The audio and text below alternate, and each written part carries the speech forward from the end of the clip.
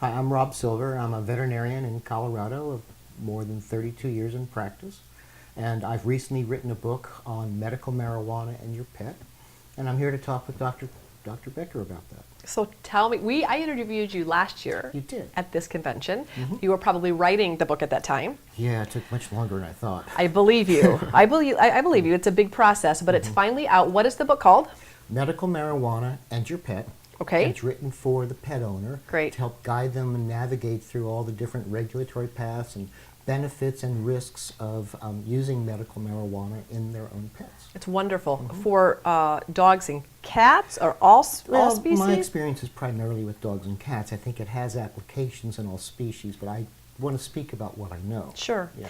And so along that vein, you have used medical marijuana in your practice for pets? Well, there are some legal issues around that. So I as a veterinarian practicing in Colorado since, actually for quite a long time, but since 2000, medical marijuana has been legal in Colorado. So clients would come in to me with their pets, having given them something of their stash, their pets having had medical problems. They weren't just trying to get them high. Of course. I totally don't. Of course. I totally don't like that. Agree with that. Pets right. don't like being stoned. No, really. no, of course, terrible. Yeah, and they would tell me stories, and I would get kind of listen in amazement and wonder more about it. And so that kind of stimulated me to learn more and to listen more. But because there are federal laws against THC, and THC is scheduled as a Schedule 1, and we as veterinarians have to keep our licenses and our Right. DEA licenses, it's really illegal for a veterinarian to prescribe cannabis that contains THC. So what is that? Could you prescribe an oil, like a CBD oil, or not even that? Well, I believe that you can. Okay. But there's been no test cases. Okay. And the government can get kind of Yes. edgy. And you about don't want these to be things. the test case. No, not at all. I want to be the source of information Yes. to help people avoid being test cases. Yeah, absolutely. Yeah. So what are some, two questions, what are some basic applications you would use cannabis for pets, and then what form? Well, when you look at hemp, hemp is different than cannabis in that it has very, very low levels of THC and high levels of CBDs. And we know that there's actually more medicinal applications for CBDs than there are for THC. Plus, we found that dogs are extremely sensitive to THC, so much more so than any other species we've studied. And they can have, there's a number of ER admissions for dogs that have accidentally gotten into edibles and things Yes. like that. So I think going the hemp route at this point in time is really a better way to go. It's safe. And from what I know and from what I hear from pet owners, that one of the most common applications for CBDs has to do with anxiety, has to do with behavior, these hyper dogs, these dogs that look like they've had too much espresso. Sure. You know? Sure. And that seems to work very well, and it works at much lower dosages. And CBDs are quite costly, and so it's good that we can find lower doses that work, because it makes it more cost effective for the pet owner to continue to give it to their pet if it works. So anxiety, and what we know about CBDs and cannabinoids, which is the name for the molecules that are found in cannabis, both marijuana and hemp, is that they have a strong affinity for the brain and for nervous tissue, and they cross the blood-brain barrier really easily. So we see many applications in that regard. Anxiety is one. There's evidence that it can be helpful with certain kinds of epilepsy, although it may not work as a standalone to treat epilepsy.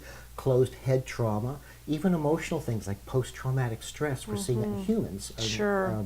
as far as applications there. Yes. I have questions about other applications that I haven't seen yet, like what about the dogs with degenerative myelopathy? I think they're definitely worth studying and Sure. looking at. Sure. So that's kind of the first set of applications that seem the easiest to apply it to.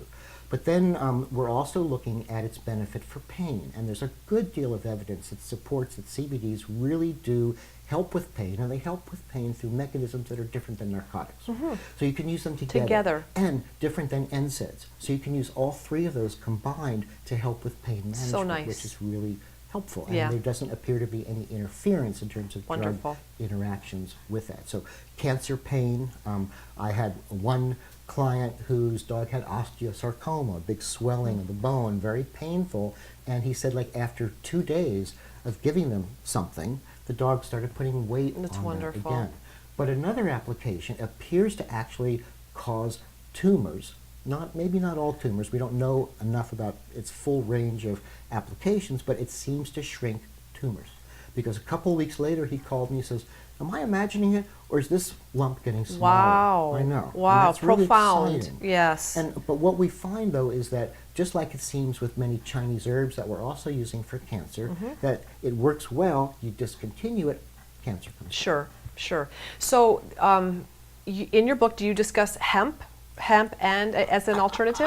I talk about both of them. Okay. You know, because I want, and first of all, I have to say, you know, the book is for people who live in states where it's legal. Okay, I can't sure. sanction its illegal use. Sure. And because of the problem with THC, I do stress and emphasize the value of hemp. However, there are people who are going to have easy access to high THC cannabis. And so in the book, I've presented a number of recipes where people, if they can grow it their own or buy the raw pot, you know, the buds, they can then process it using a coconut oil extraction or olive oil extraction or butter extraction into a low potency liquid form that just has the beneficial cannabinoids in it. And then I describe how they can introduce it to the pet in a slow and gradual fashion to avoid any adverse problems and ER visits. Things like that are very bad. Yeah, well, fascinating. What a nice resource that you have put together for people. I also have a chapter in there that is a guide to dispensary products, because many people who do live in these states with medical marijuana will just go and buy. They can go to a dispensary, and there's some products that I think should be avoided, the ones that have chocolate in them, and raisins, macadamia nuts, which we know to be toxic to dogs. And so I guide them through that as well. Yeah, wonderful. Yeah, and I've got some patient stories too in it, some of my own personal experiences with my own animals and with a few client animals as well, to kind of describe some of the successes and a failure too. Yep. You know, it's not all 100%. Well, and because we don't really have all the ins and outs, it's not yet really a well-defined science for animal medicine. We just don't. There's not enough doctors. There's not enough veterinarians doing it to collect a large body of evidence. So it's important that people like you, who have quantifiable personal experience, that it's wonderful you're willing to share it with others that are interested, because it's not something you learn about in vet school.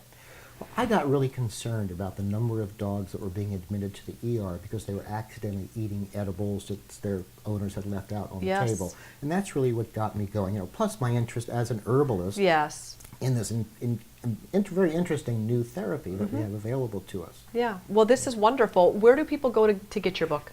Well, it's at the printer now. Okay. So it's soon. I know. I really thought it would be. I really wanted to have it ready by now. So I have a website where people can go to, although it is not alive yet. Okay. It's called potforpets.info. Okay. And if you go there, there'll be a page that describes everything in the book, and it'll give you links where you can download free excerpts, or you can download an ebook version of it, or if you want to have the print version, it's 150 pages with 36 color photographs in it. Many of the photographs detail the recipe, so it's quite accessible. Yeah, a nice resource. Yeah. Well, thank you for the update. I appreciate you sharing this great information with us. I appreciate your letting me share that.